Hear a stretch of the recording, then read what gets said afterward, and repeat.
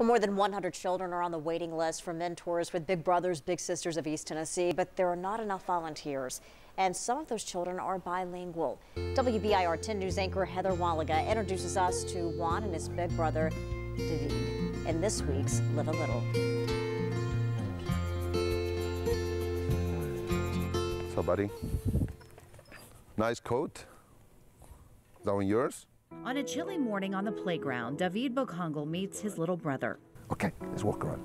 You guide the walk. You know better. A simple walk 7-year-old Juan has been waiting for since last week. Like if you're good, if you're bad, if you're sick.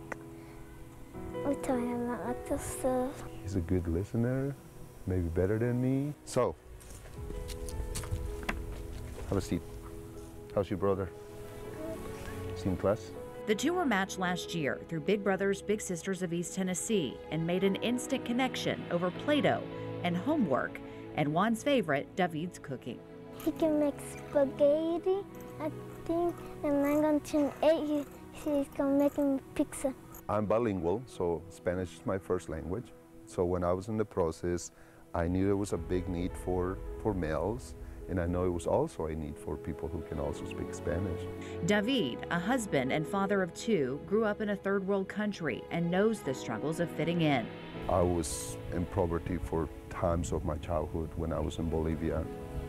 So although I find a good career here in Knoxville and I can provide for my family, seeing Juan is also seeing my childhood. Yeah, and that as a I'm sorry. During their weekly meetings, a once timid little boy soon began to change and embrace his differences. Juan's first grade teacher took notice. When he met David, he just flourished. His personality developed academically, and then I saw this kid who knew so much more than I ever knew, and he moved up in his reading groups and everything and just was just not afraid to kind of be who he was. Kelsey Altschuler was so moved, she decided to sign up to become a big sister herself. Watching how Juan really changed my classroom last year, I thought if I could do that with just one kid and change someone else's classroom and change someone else's life, that would be pretty cool. Well, buddy, do you want for me to still to come Friday? You think that's okay? Same time? David and Juan have big plans for their friendship while focusing on the little moments that matter most. It's a good reminder that we're all kids inside, correct?